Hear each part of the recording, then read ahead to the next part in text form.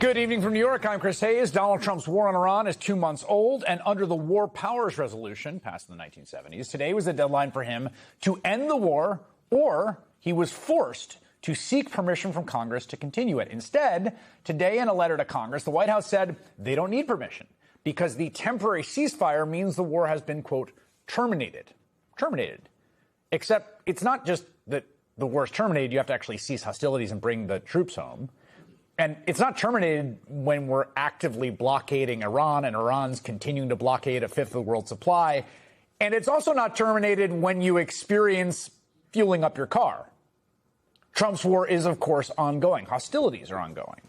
And it is also increasingly unpopular. 61% of Americans now say that using military force against Iran was a mistake. That's according to a new Washington Post, ABC News Ipsos poll that's out today. There's more. According to the Post, it took years for the Iraq War, which was launched in March 2003, to reach the level of disapproval that Trump's war has in just 2 months. 59% of Americans in mid-2006 said the war in Iraq was a mistake, while similar numbers felt the same about the war in Vietnam in the early 1970s. That was like 6 years into the war, according to Gallup polls. Donald Trump's insane, reckless, stupid war on Iran is already as unpopular as Iraq and Vietnam. And when you take a step back, why wouldn't people hate Trump's war? It truly has not provided any single tangible benefit to Americans. There have only been costs. Today, the average national price of unleaded gas took a big leap up to $4.39 a gallon. It is the biggest one-day jump since the ceasefire started. The price of gas has risen almost 50% since the beginning of the war. In fact, the biggest winners of this entire thing, the whole enterprise, appear to be the oil companies who keep reaping profits. Just this morning, ExxonMobil and Chevron each announced, wait for it, stronger than expected earnings for last quarter. Who'd have thought? They're doing great. And no, they won't increase production of oil here in the U.S. because that could drive prices down and light them up. Remember what Donald Trump posted 2 weeks into his war as prices started to spike? Remember this quote: "The United States is the largest oil producer in the world, by far. So when oil prices go up, we make a lot of money." That we is doing a lot of work, right? Pretty big tell. Who's we, Mr. President? Chevron CEO? Trump saying, I started a war, it's going to make gas way more expensive, but don't worry, the oil companies are going to get rich. And good for them. Doesn't help you. And this is not the first oil shock we've experienced in this country, right? We have been here before. In the energy crises of the 1970s, gas rationing, where you got told when you could join a long gas station line to pay through the nose to fill up, a devastating global recession, and then stagflation, right? Low growth, high unemployment, high inflation, lives and livelihoods upended. It's almost 50 years later, and somehow our society is still totally dependent on the same energy technology. Burning up the fossil fuels, a thing they figured out in the 19th century. Still, somehow, in the year of our Lord, 2026, at the mercy of Chevron and Exxon and the Saudis. How? But, it is different this time. Unlike earlier energy crises, this is the first time this has happened when there actually is an available, ready-to-go, price-competitive alternative. And Donald Trump knows that. In fact, he is literally paying energy companies out of the public treasury, your dollars, our dollars, hundreds of millions of dollars to stop building wind farms.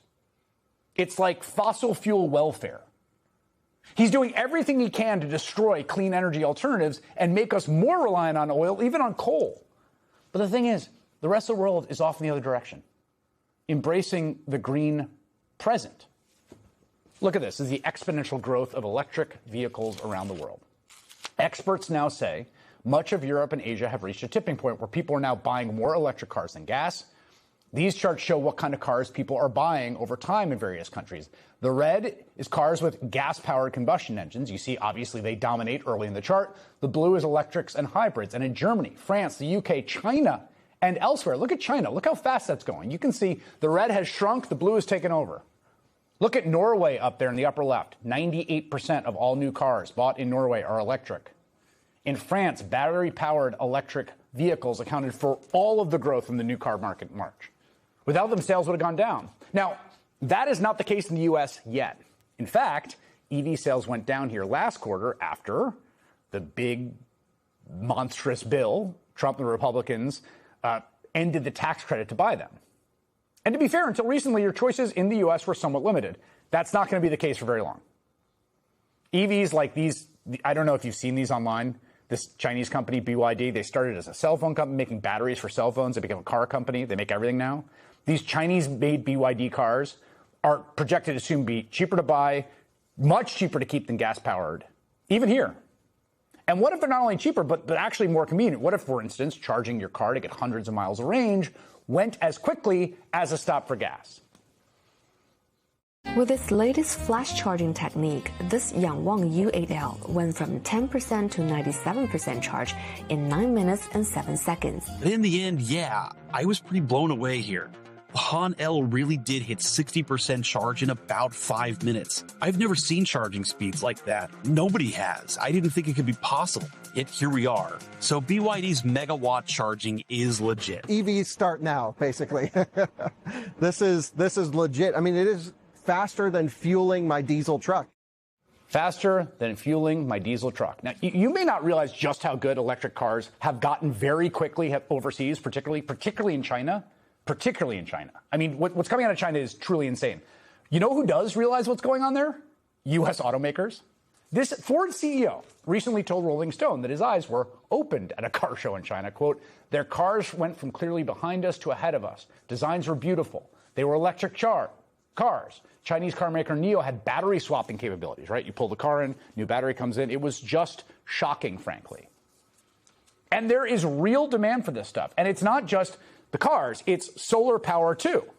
Solar installation continues to climb in the U.S. and elsewhere despite everything the Trump administration is throwing at it.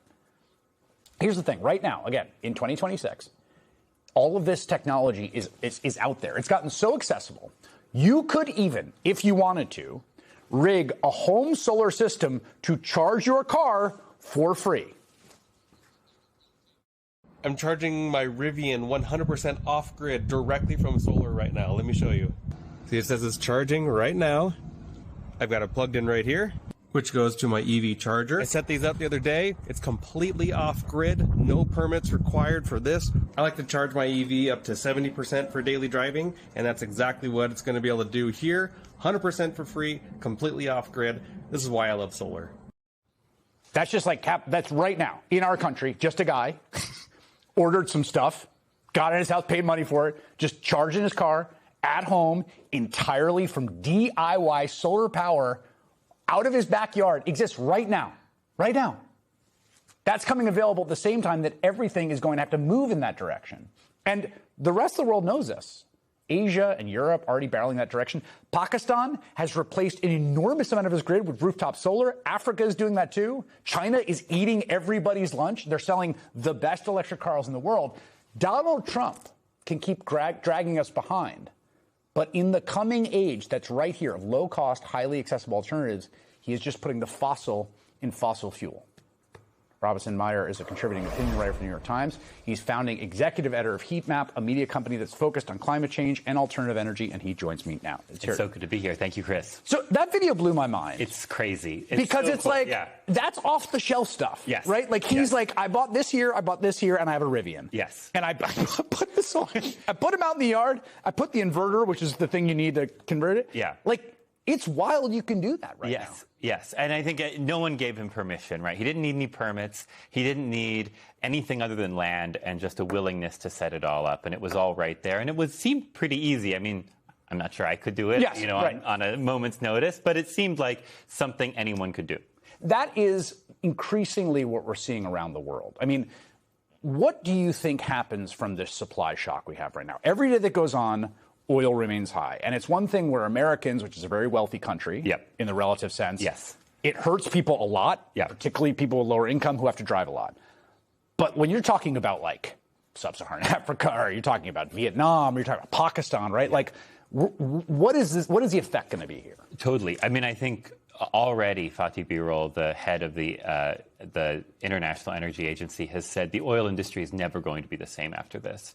And it's so funny. I was thinking back to after Russia invaded Ukraine in 2022.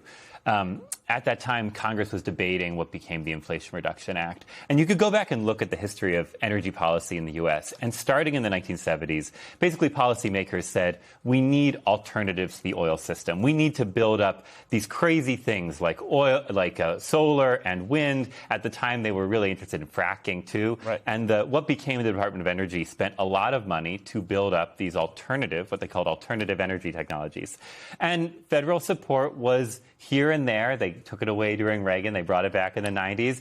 But every time there was an energy crisis, there was this idea we needed alternative energy sources. It would be like we kept like relearning the same lesson. Yes, It'd be like, boy, it is kind of a bummer. Yes, exactly. Well, Like, it happened dependent on again in the this. aughts, right? Right, I mean, yeah. there was the huge run-up in the mid-aughts, and then we were like, oh, we got to do something about EVs. We got to do something about hybrids. And we had a few years where we took them seriously, and then we pulled back. But then starting in the teens, we saw the beginning of the current EV industry emerge, but it never really got the support here, in part thanks to choices made during the first Trump administration. Yep. What was crazy was 2022, and I think really this crisis now in 2026, is the first time that these are no longer alternative energy sources. These are available. They can power large amounts of a national energy system, and people can turn to them as true choices, especially countries can turn to them as true choices when they're either transitioning an energy system like in Norway or France, or building one from scratch, basically like in Indonesia or Southeast Asia. The Trump administration, I mean, one of the things that's wild, right, is that Trump made these two different promises, one in public, one in private. Yeah.